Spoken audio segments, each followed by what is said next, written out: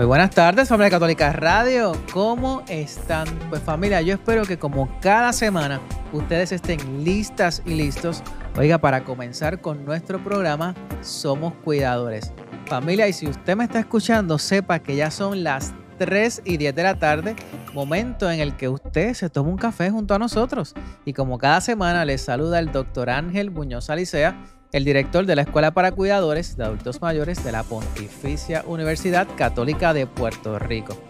Familia, y hoy tenemos un tema que yo estoy muy seguro que le va a hacer reflexionar, porque sin duda hablamos de adulto mayor, tenemos que hablar no solo del cuidador, sino de esas personas que brindan apoyo. Por eso el spoiler alert, ¿está bien?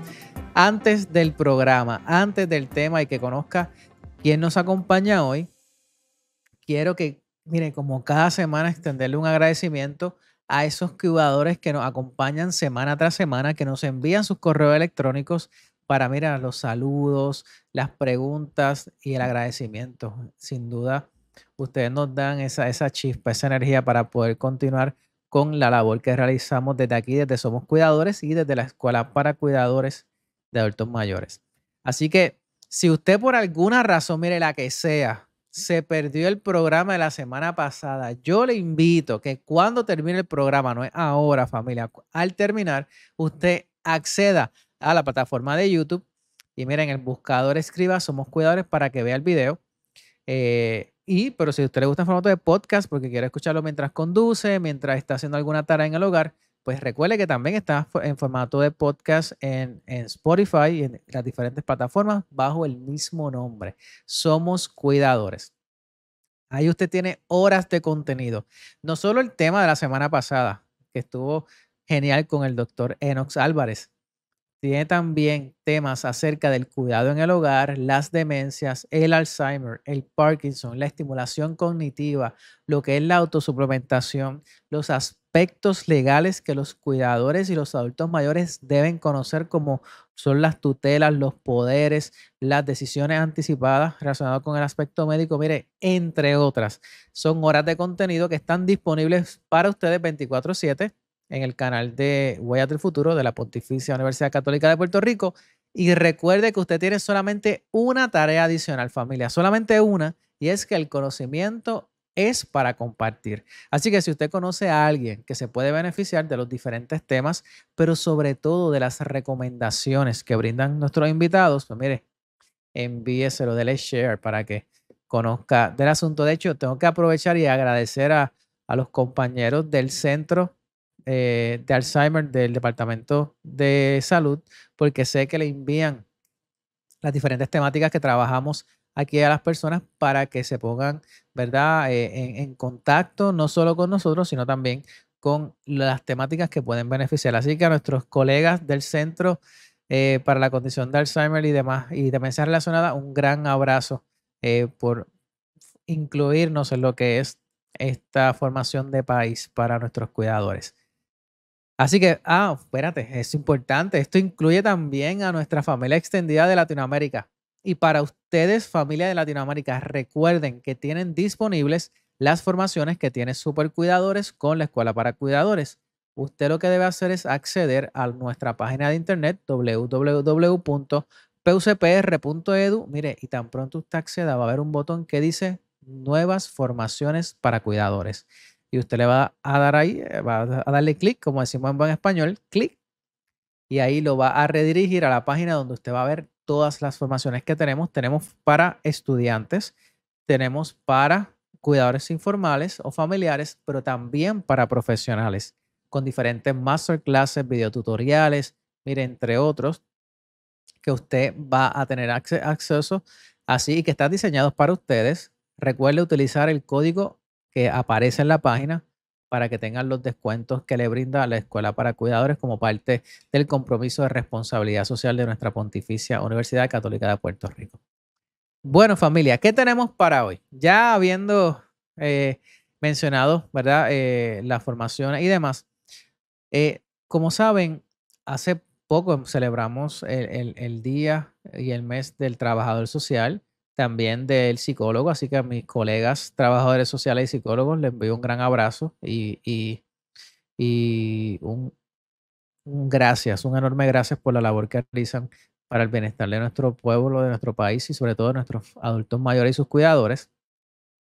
Pero aquí va, hace poco estuve en una actividad que organizó la profesora Lindemar Fernández eh, a través del programa de interacción y calidad de vida y la invitada es alguien que ustedes conocen muy, muy bien y habló acerca del autocuidado compasivo, especialmente para esas personas que dedican su tiempo, su energía en el cuidado y la atención de otros.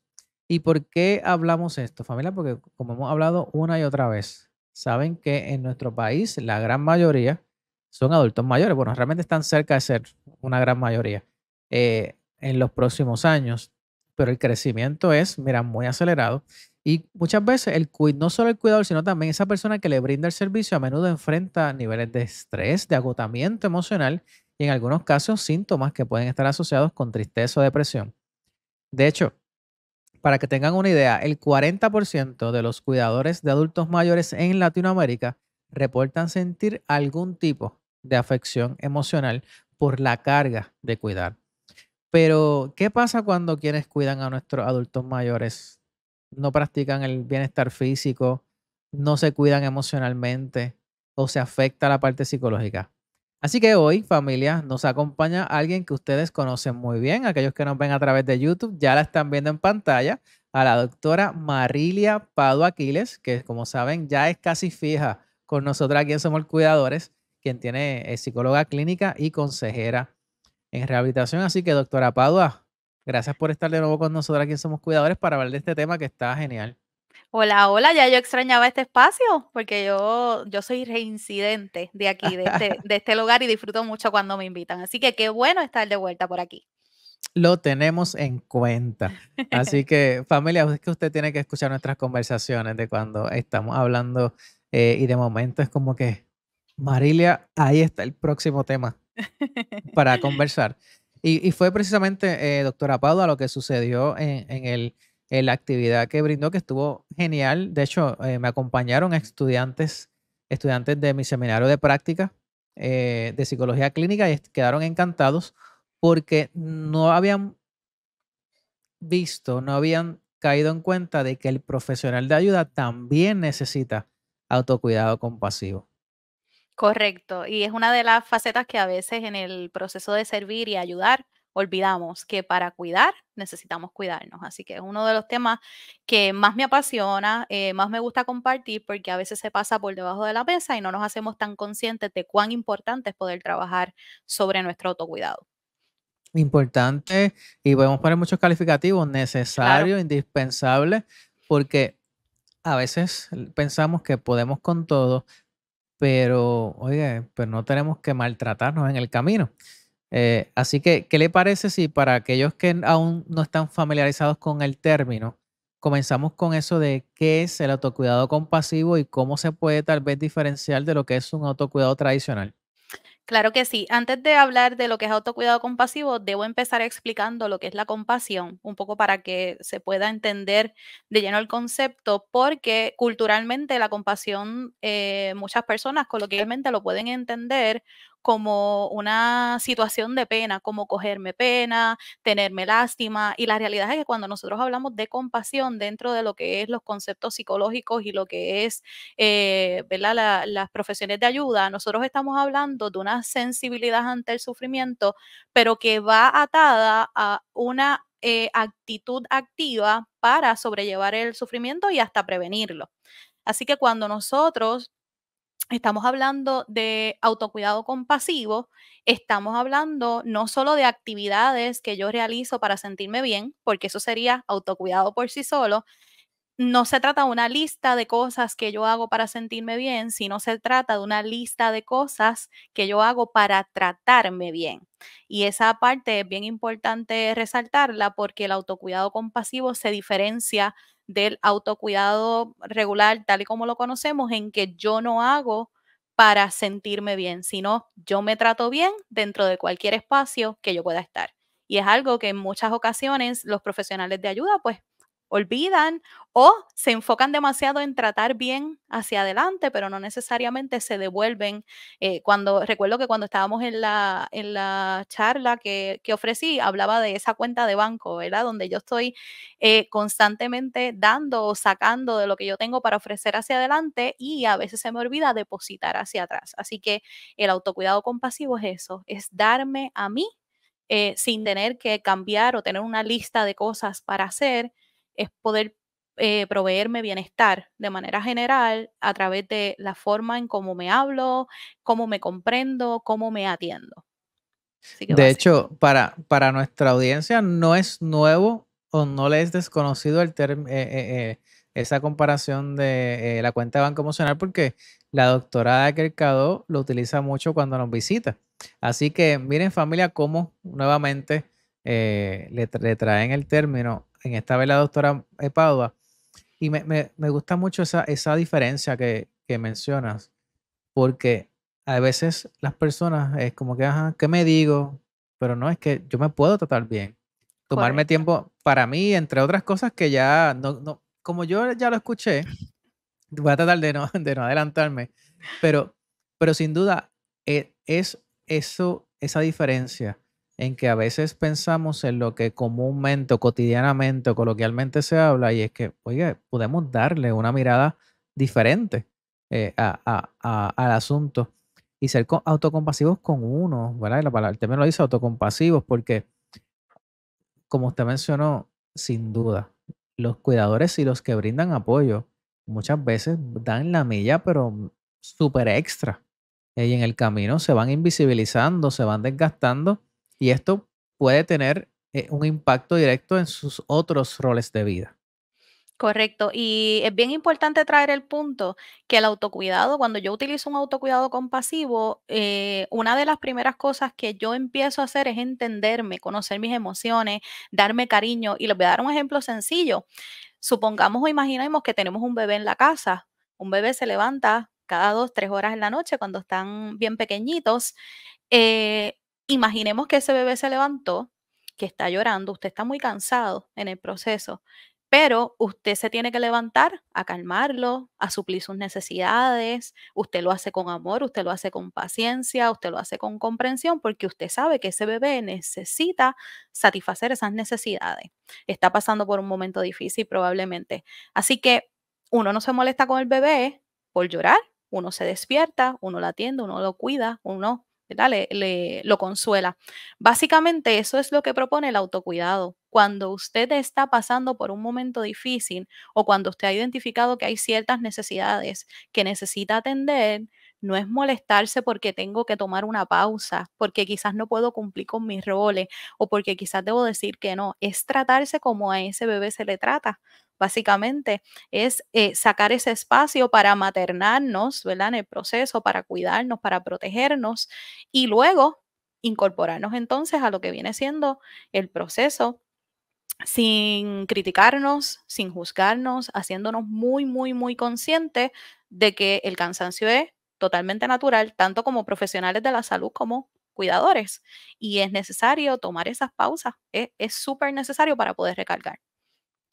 De hecho, una de las primeras, bueno, no de las primeras, pero una de las señales de que ese agotamiento emocional está a un nivel que no se está manejando adecuadamente es precisamente esa autocrítica, porque viene con esto que hemos hablado en otras instancias, en otras ocasiones, de que la autoestima del cuidador, no únicamente hacia sí mismo, sino hacia el rol y la labor que hace, se puede ver afectada, oye, aunque la haya hecho, doctora, por mucho tiempo, pero es precisamente esos pensamientos asociados con la autoestima y lo que hace que, mira, eso es botón de alerta, yo le digo banderas rojas de que ese agotamiento emocional, ese autocuidado es urgente. Correcto. Y hay muchas otras señales que más adelante las vamos a estar hablando, pero como bien dices, la autocrítica es una de las cosas que necesitamos tomar la llave de la compasión para poder abrir la puerta y traspasarla, porque no hay manera de que nosotros podamos recargarnos, cuidarnos si esa autocrítica o esa baja autoestima que provoca, ¿verdad? Como consecuencia de la autocrítica, está presente. Así que necesitamos hacernos conscientes de cómo está ese diálogo interno para poder entonces nosotros saber si estamos listos para seguir sacando de la cuenta de banco o si necesitamos detenernos para entonces depositar. De hecho, una de las cosas ¿verdad? Que quería traer a la conversación, porque sé que usted lo trabaja, y es el tema del trauma.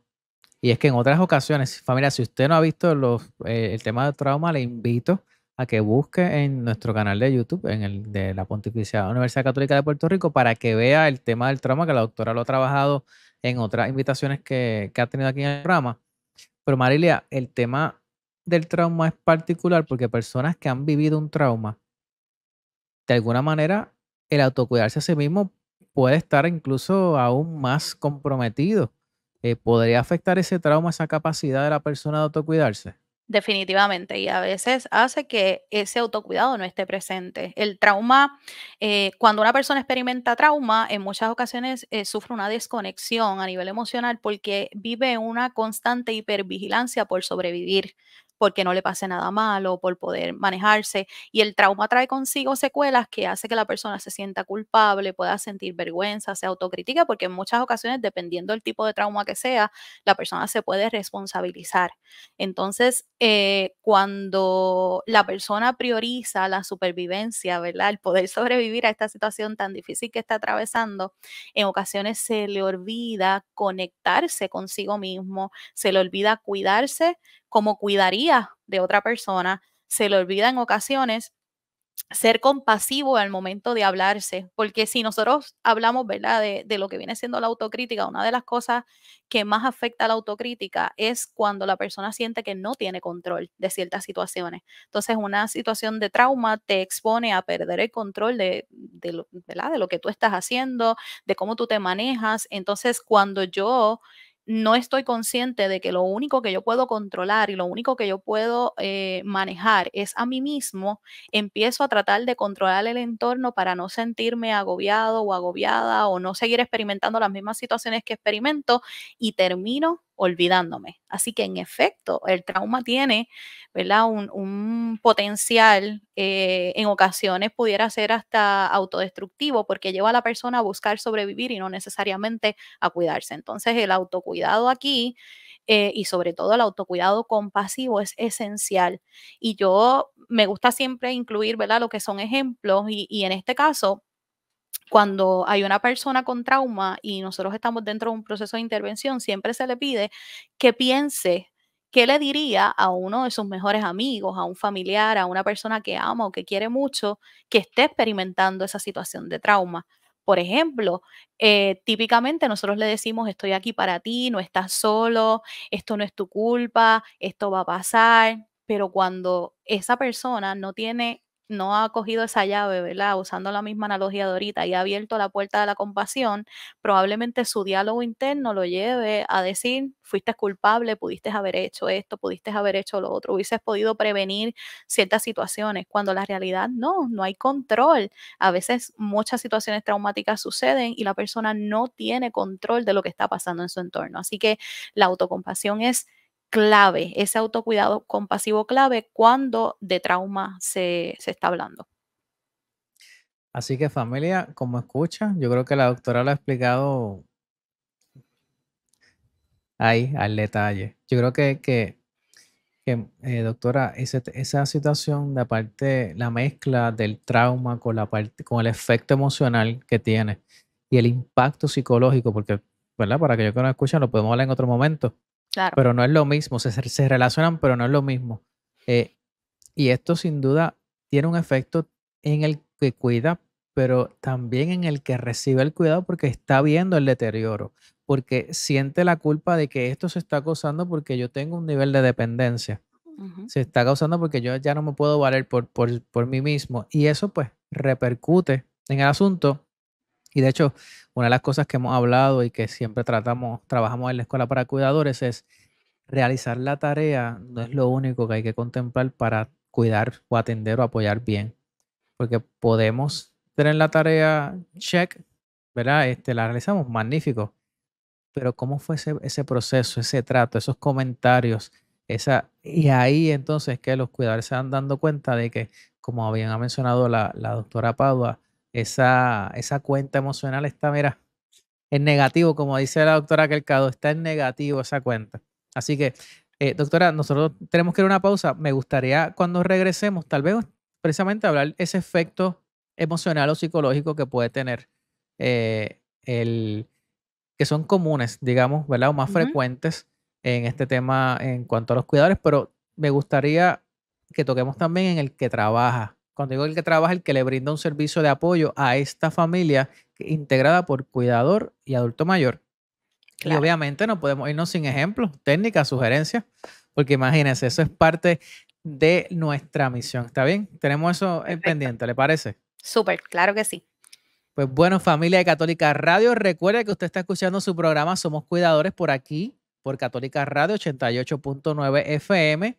Si usted tiene dudas, preguntas o desea que le demos voz a sus historias, usted puede enviarnos un correo electrónico a la dirección que ya usted conoce, que es somoscuidadores@pucpr.edu, somoscuidadores@pucpr.edu, y nosotros, mire, con mucho gusto le contestamos su pregunta, le damos voz a sus historias o hacemos como hoy. Invitamos a una experta para que, mire, poder hacer esas preguntas que ustedes nos invitan. Yo espero que esa tacita de café esté todavía caliente para que continúe acompañándonos al regresar de la pausa. ¿Está bien? Nosotros venimos en breve aquí a Somos Cuidadores. Ahora comienza Somos Cuidadores. ¿Eres cuidador de un adulto mayor y deseas ofrecerle la mejor atención posible? O tal vez eres un estudiante o un profesional que aspira a convertirse en un experto en el cuidado de esta población. Pues estás en el lugar indicado. En una colaboración entre Supercuidadores y la Escuela para Cuidadores de Adultos Mayores de la Pontificia Universidad Católica de Puerto Rico, te brindamos las formaciones más completas diseñadas por expertos para los cuidadores de Latinoamérica y el Caribe. A través de nuestros programas formativos, cursos, masterclasses y videotutoriales, desarrollarás los conocimientos y destrezas esenciales para proporcionar un cuidado digno, de calidad y comprensivo hacia los adultos mayores. Estudia online, a tu ritmo y desde la comodidad de tu hogar. Al finalizar, obtendrás un certificado que respaldará tus competencias y experiencias.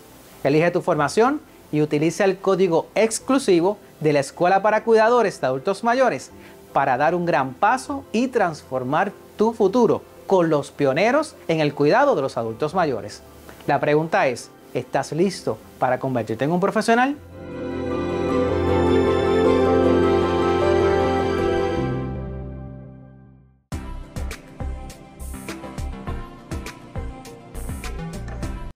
Bueno, familia Católica Radio, aquí nos encontramos de regreso en su programa Somos Cuidadores. Oiga, familia, y si usted acaba de sintonizar, sepa que el programa de hoy está muy bueno. Le invito a que una vez termine, entonces busque, acceda a las plataformas digitales para que pueda escuchar el tema que comenzó, que tiene que ver con el cuidado autocompasivo. Y aquí tenemos a la persona que nos acompaña, nuestra experta del día, la doctora Marilia Pado Aquiles, que ya ustedes la conocen muy bien. Eh, y doctora, para aquellos que acaban de sintonizar porque salieron de la cita médica, o a veces pasa que se montan en el vehículo y se habían olvidado que hoy es jueves hasta que nos escuchan, pues ya estamos aquí de regreso en el segundo segmento con ustedes, hablando, como les mencioné, de lo que es el autocuidado compasivo. La doctora ha explicado súper simples, de una manera muy entendible, con unos ejemplos que le invito, familia, a que los busque para que le dé un proceso de reflexión al mismo.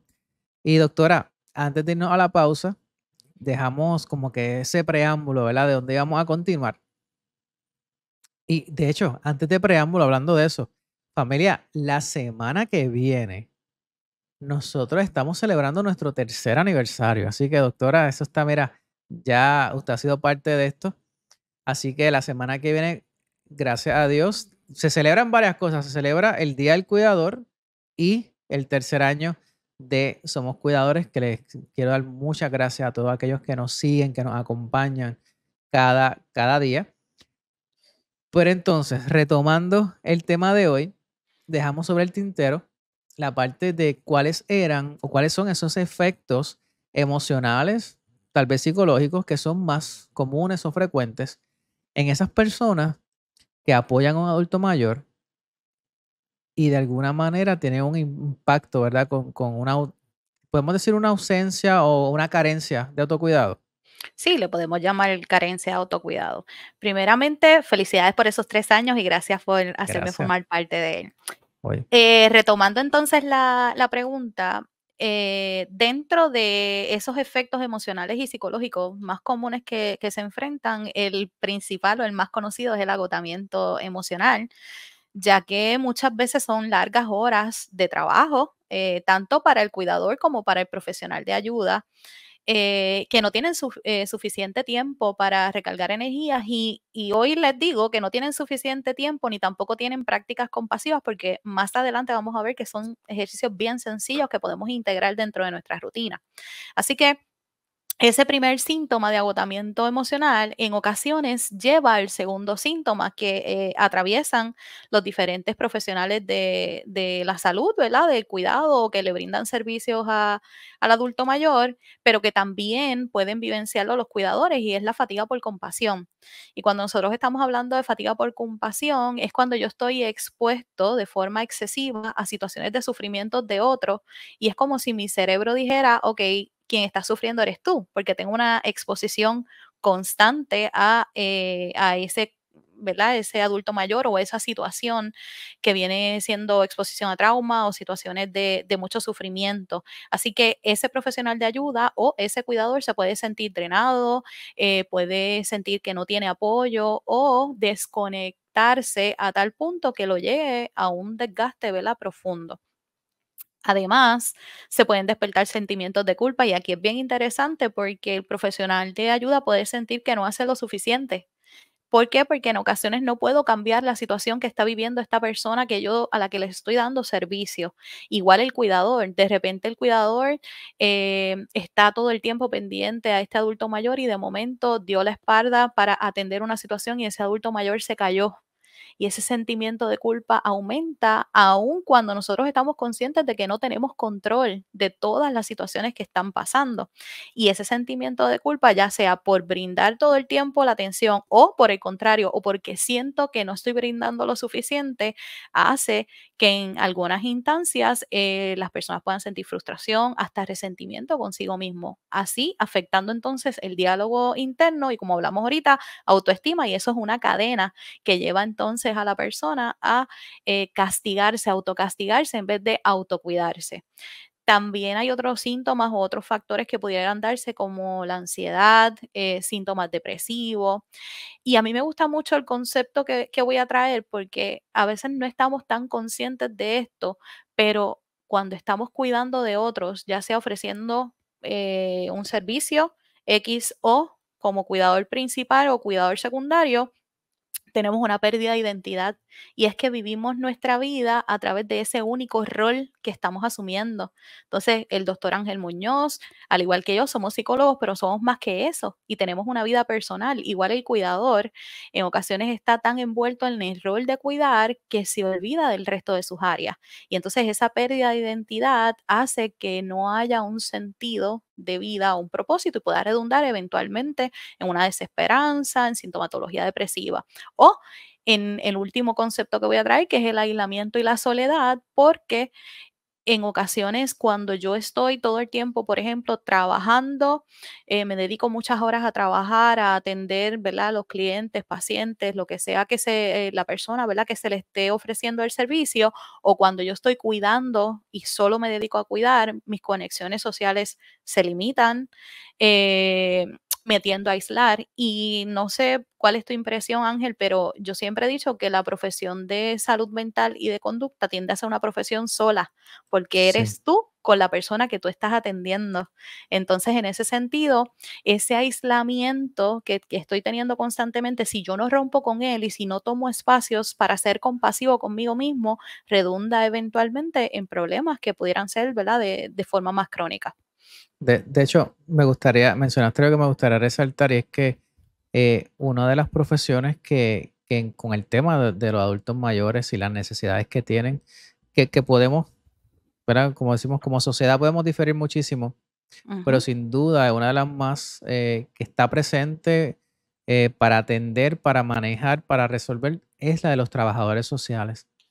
Y he estado últimamente, ¿verdad?, colaborando pues, por el mes del trabajo social con algunos. Y tengo que resaltar de que la labor que hacen es bien dura. Es bien maravillosa. dura porque muchas veces por las diferentes razones, los servicios que brindan cuando llegan es atender a, como decimos, a resolver, a apagar fuego, a atender situaciones muy difíciles que sin duda llegan hasta lo más profundo de la humanidad de la persona. Y hasta qué punto, ¿verdad? Y aquí entrando un poco en la parte emocional psicológica, su día a día hace que creen unas protecciones emocionales, porque imagínate, familia, estarían afectados emocionalmente con cada caso que reciben. Claro, eso eventualmente puede tener un impacto en cuanto, ¿verdad? Hay que tener un balance, como ha mencionado la doctora, pero sin duda yo creo que es una de las profesiones que más duro le tiene que dar esta parte, porque entonces a veces lo juzgan, a veces pelean con ellos, a veces le cuestionan, ¿verdad? Y los ponen en unas disyuntivas, pero es que como bien mencionó la doctora Paula, muchas veces hacen pues, extraordinariamente lo que pueden con los recursos limitados que hay. Ujú. Limitados no solo por el Estado, no solo por las organizaciones, sino también por el mismo cuidador, por la misma familia que las expectativas no necesariamente se alinean a su necesidad. Ahorita mencionaste de que una cosa es lo que piensan y lo que quieren, ¿verdad? Y otra cosa es lo que necesitan. Y en ocasiones esa disyuntiva, cuando pues, la persona está muy drenada, muy quemada, muy agotada emocionalmente, se estanca ahí y puede ser difícil.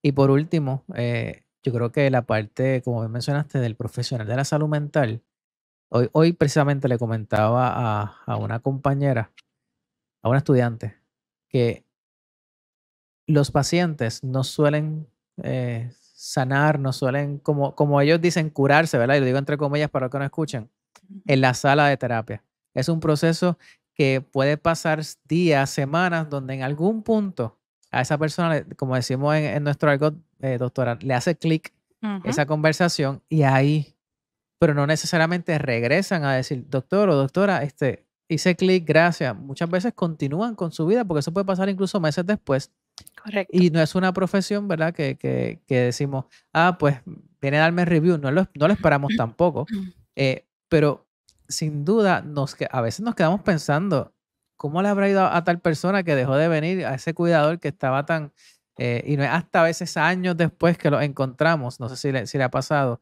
y ahí es que nos agradecen porque, ¿verdad? En algún momento pues pudieron ser y sobre todo compartir esas recomendaciones. Claro, nosotros somos profesionales, los trabajadores sociales, los psicólogos, los consejeros, que empatizamos mucho y cada uno de nuestros clientes, pacientes, consumidores, como se le llame, dependiendo del escenario donde estemos, resulta importante para nosotros, pero como bien dices, nosotros lo damos todo dentro del proceso de terapia y a veces no sabemos si surgió efecto y es a través del tiempo en que nos damos cuenta.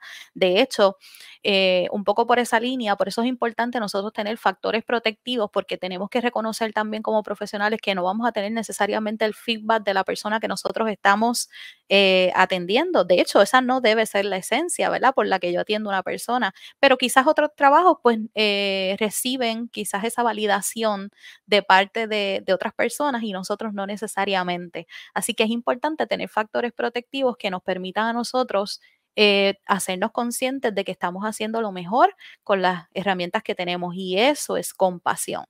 Eso es tenernos compasión a nosotros mismos. Doctora, ¿qué le parece si vamos de lleno entonces a algunas técnicas o algunas sugerencias que estén alineadas a como usted mencionó, qué hago cosas para ser compasivo conmigo mismo, no solamente para cuidar, familia, esto no es solamente para cuidadores y para adultos mayores, queremos también que aquellos profesionales de la conducta humana, de la salud mental o del campo de la salud en general, lo escuchen y puedan también ponerlo en práctica. Claro, y es bien importante, Ángel, que como dije ahorita, estemos conscientes de que esto no es una lista de cosas que yo tengo que hacer, no es añadirle más a mi carga de vida laboral, es en los espacios que tengo poder trabajar ciertos elementos, como por ejemplo, un diálogo interno amable. Yo tengo que hacerme consciente de cómo me estoy hablando y puedo entonces empezar a revisar la forma en cómo hablo de mí mismo y hay una práctica bien común que se da y los invito a que lo puedan, ¿verdad?, hacer esa introspección y revisarse. Y es que a veces tendemos a hablarnos feos para que otros no nos hablen feo o para cuando nos hablen los otros no nos molesten. Y eso es un diálogo interno amable y perdón, que no es amable y nos enseñan a que para que te vacile otro, pues mejorarlo tú en el proceso. Y eso lo que hace es que tu cerebro no reconoce quién, o sea, de dónde proviene, lo que sabe es que se lo están diciendo. Entonces es bien importante hacerme consciente de que usar un diálogo interno amable me ayuda a ser más compasivo. Y no estoy hablando de un positivismo tóxico, no es que todo va a estar bien y todo es perfecto, es maravilloso. Es estoy haciendo lo mejor que puedo con las herramientas que tengo. Está bien sentirme cansado dentro de este proceso. Y eso puede ir acompañado de ese diálogo interno amable que debo empezar a practicar y que quizás no me toma tiempo, es empezar a revisarme cómo me hablo y durante el día traer ciertos elementos que pueden estar acompañadas por afirmaciones de compasión. Debo crear frases que hagan sentido para mí. Soy suficiente. Lo que otros digan de mí no representa lo que soy. Hago mi mayor esfuerzo dentro de esta situación. He dado lo mejor de mí. Entonces, hacerme consciente, igual no tengo control. Cuando estamos hablando de los profesionales de la conducta y de la salud mental, no tengo control de cómo mi cliente o paciente reaccione cuando yo no estoy, ¿verdad?, en el proceso de terapia con ellos, no tengo control de las decisiones que vaya a tomar. De hecho, asumir responsabilidad por las decisiones de los clientes en ocasiones es hasta injusto decirle qué hacer, porque no es usted quien vive con esas consecuencias. Entonces, a veces decimos, caramba, le debía haber dicho esto, le debía haber dicho lo otro, pero sabe que su cliente también tiene la posibilidad de tomar las mejores decisiones o las peores y eso no es su responsabilidad. Usted trabaja dentro de lo que puede con eso, así que esas afirmaciones compasivas son importantes trabajarlas y podemos hacerlo a través de lo que se conoce como una escritura compasiva, que es una de las tareas que quizás más se utiliza dentro de lo que es el modelo enfocado en la compasión, que es un modelo terapéutico que se utiliza para trabajar este tema, y es empezar a escribir ante la situación desafiante que tuve, pues cómo me siento sobre esto. Es un poco crear conciencia de mis propias emociones, es tomarme la temperatura a nivel emocional. Es decir, hoy me siento de esta forma y debo entonces tratarme bonito, como aquel niño que lloraba y en la noche yo me levantaba aún cansada a maternarlo, pues es la misma historia. O sea, cuando yo me siento mal, cuando yo puedo reconocer esas emociones, yo tengo que hacer la pausa y maternarme, cuidarme, atenderme, consolarme dentro del proceso. Muchas veces se da el punto de que cuando experimentamos emociones negativas queremos reprimirlas, no sentirlas. Y hago un montón de cosas para sentirme bien, que eso sería autocuidado. Aquí, más que hacer un montón de cosas para sentirme bien, es conectar con eso que estoy sintiendo y hablarme bonito en el proceso y hacerme consciente de que soy humana, de que esto es universal, de que esto que yo estoy viviendo le puede pasar a cualquier persona. Hay otro punto bien importante y es tener descansos conscientes o pausas conscientes en el trabajo. Entre cliente y cliente, yo poder detenerme y decir, ok, voy a respirar, voy a tomarme un refrigerio, voy a salir y charlar o usar el humor un poco con quizás la secretaria, la persona que está de apoyo dentro de la oficina. Y si soy cuidador, pues entonces en ese receso que está teniendo el adulto mayor que estoy cuidando, en vez de usted irse a fregar los platos y limpiar, pues cójase 5 o 10 minutitos para detenerse, respirar, sin que esto le genere culpa, porque usted tiene que hacerlo, es necesario, no solo su cuerpo se lo pide, sino su parte emocional también. Y por último, También podemos hablar de lo que es un abrazo compasivo. En muchas ocasiones salimos cargados del trabajo con tanta situación que estamos atendiendo y uno dice, ay, si hubiera alguien que me diera un abrazo, pues ¿sabe qué? Déselo usted, abrácese usted también, porque eso es un gesto sencillo y poderoso, no toma mucho tiempo y el que usted cruce sus brazos sobre su pecho y se dé el abrazo, se puede sentir acompañado. Cuando no hay nadie más, está usted con usted mismo. No hay más nadie, así que hay que aprender en ese proceso a cuidarnos. Sí, me gustó mucho eso. Yo creo que en ocasiones hay que tomar la pausa para disfrutar estar con uno mismo. Correcto. Y me gustó. Y voy a hacer una notita al calce. Para aquellos que en ocasiones vayan entonces a recibir algún tipo de servicio y vea que tal vez ese proveedor de servicio sale y entre un paciente y otro, hace un chiste con su persona y demás. Yo creo que le invito a que lo signifique con esto que menciona la doctora Padua. Yo le llamo a esto a hacer un reset antes de ver al próximo, donde un poco soltamos la situación, ¿verdad?, que nos trajo el paciente anterior para estar pleno con el paciente que comienza su sesión. Ya nos tenemos que ir, pero doctora, me gustaría que antes de irnos, ¿sabes? ¿Qué le diría usted a los cuidadores o a estos profesionales que sienten que no tienen tiempo o la energía para dedicarse a sí mismos, pero que sin duda reconocen la importancia del tema que usted ha hablado hoy de este autocuidado compasivo? A modo de cerrar. Claro, y te agradezco. Les diría que el autocuidado compasivo no se trata de yo añadir más actividades a mi lista, sino de añadir elementos que me permitan tratarme a mí mismo como trataría a una persona que ama. En los momentos más cotidianos, quizás en los más simples, no tengo que estar pasando un proceso de un sufrimiento bien grande, es detenerme, es algo tan simple como tomarme unos minutos para respirar o para repetirme, estoy haciendo lo mejor que puedo. Y eso puede generar una gran diferencia.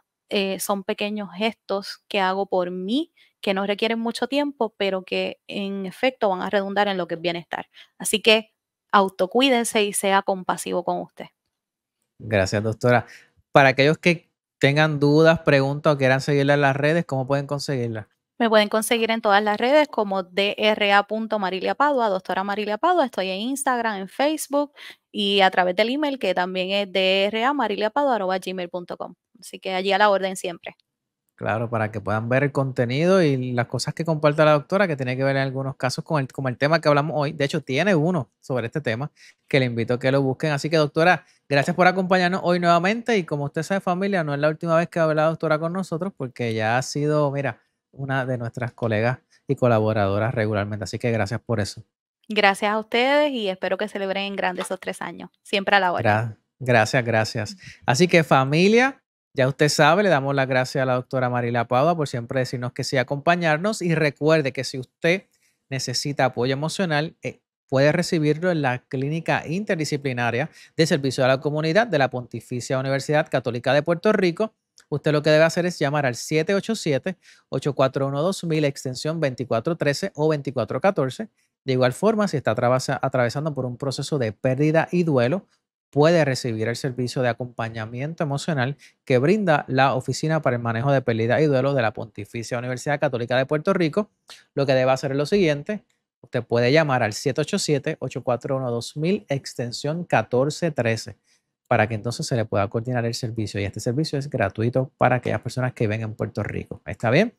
Si no, nos puede enviar un correo electrónico a somoscuidadores@pucpr.edu y nosotros con mucho gusto lo vinculamos con la clínica, con la doctora Marilia Padua, con sus preguntas y con la Oficina para el Manejo de Pérdidas y Duelo. Así que, familia, nosotros no tenemos tiempo para más, pero recuerde que nosotros tenemos una cita fija a la misma hora por la misma frecuencia la próxima semana y no olvide que lo que resta del día es para ser feliz. Nos vemos la semana que viene aquí en Somos Cuidadores.